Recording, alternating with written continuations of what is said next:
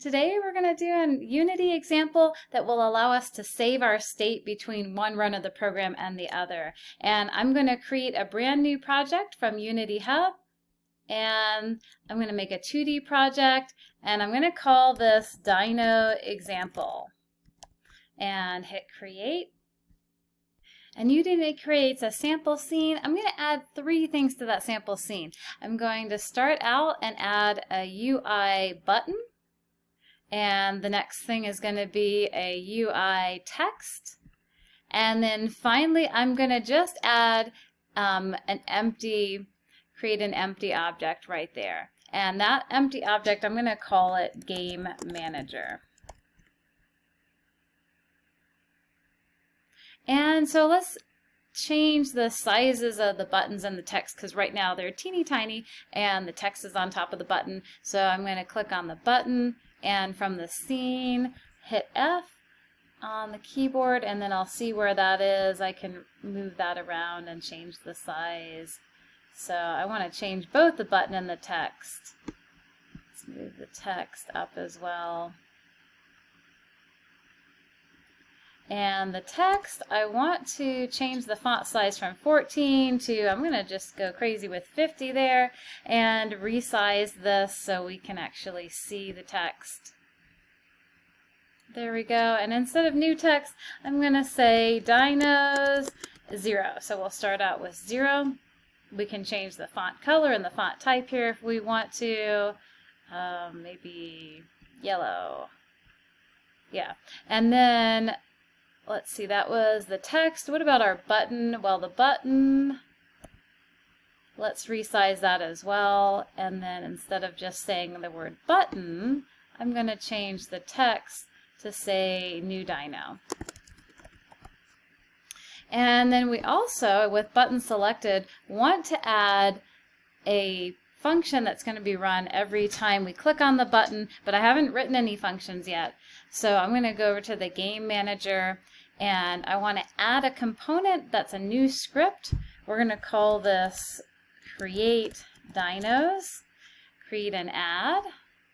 And the script that it gives me has a start and an update. I don't need the update, but I am going to actually create another function called Create Dino that's going to be a public function. So I'm going to just change that update to public void create Dino. Good enough. And I'm going to have 2 properties of this class. One is going to be a link to that text so we can actually update it. And it's trying to autofill the text align. I'm going to call that number of dinos text. And then I'm also just going to have a plain old int, and that can be private. So I'll just say int num. If you start out, we'll assume that there's 0 dinos, and then it's underlining text because it doesn't know what that is. I just need to include using Unity Engine UI for user interface. And now I can, in my function, change the text part of this to say dinos, and then we'll concatenate on the number that we currently have. And we also want to increment it. Okay, that's all I want for this script, so I'm going to hit save, and then I have to hook in this function to run every time somebody clicks on the button. So I'm clicking on the button, and I'm going to drag that Game Manager over here as the object, and the function is going to be the Create Dino. All right, let's give it a try. I'm going to go ahead and hit run. And I need to change that font size, it looks like. And why isn't anything happening? Let's go ahead and debug this. First, I'll go ahead and change the font size. So the font size, 30, and we want to know, why is this function not running every time we click on the button? Let me put in a print statement to print the value of that number, just to see if it's changing every time we call the function. I'll go over to the scene, and I'm going to double check that my button actually, if you click on the button, it is running that create dyno function. That's the right function. And what I forgot was that game manager, we need to be able to access the text here. So I'm going to put public in front of this, and all of a sudden I'll go from not being able to see that text or set it to, once I hit save, then now if I go back here, I'll be able to see when you have the game manager object selected, right now the number of dyno text, that's not set to anything. That's why nothing was changing. I'm going to drag our text component in there and try running it again. And it's working. But what somebody might be upset with is if they stop running the program and then they start it again, they start back at 0. And some of my students, they released an app like without realizing that the user was going to make all this progress in the game, and then when the game stopped or when they swiped the app off the screen and come back to it, they'd lost all their progress. So we want to be able to preserve whatever the largest number is that we end up with, and we don't always want to start at 0. So there is, first I'll add a way to preserve this number, the number of dinosaurs, using a player preferences class. And I'm going to just pause right here so we can read. So it's a class that stores the player's preferences. And it's not the only way to save state, but I would say it's the easiest way to save state. So it allows you to save an int, a float, or a string to pick that up next time you're running the app. So I'm going to set the int, and we'll have a key.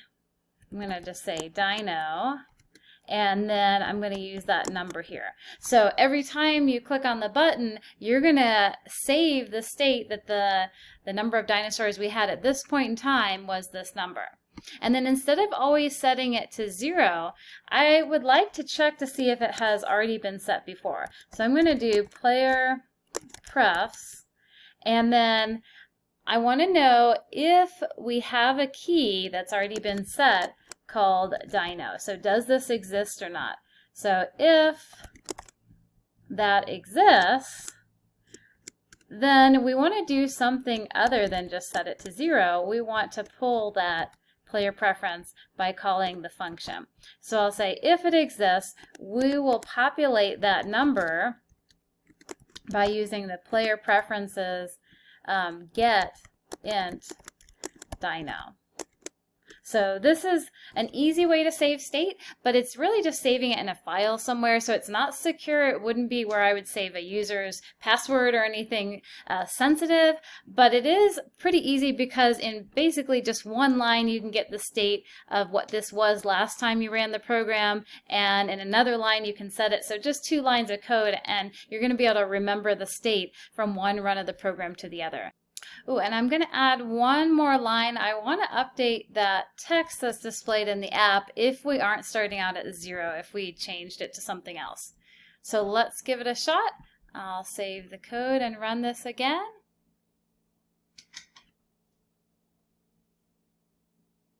And it's going to pick up where I left off. I'm going to click a few more times, and I'm going to stop at 26. Stop running the program, run it again. We're going to pick up where we left off, 26, 27, 28, 29, stop at an even 30, pause, run it again. So this is an easy way to save the user state and pick it back up again. So that is player preferences or PlayerPrefs. All right, have a good day, like and subscribe.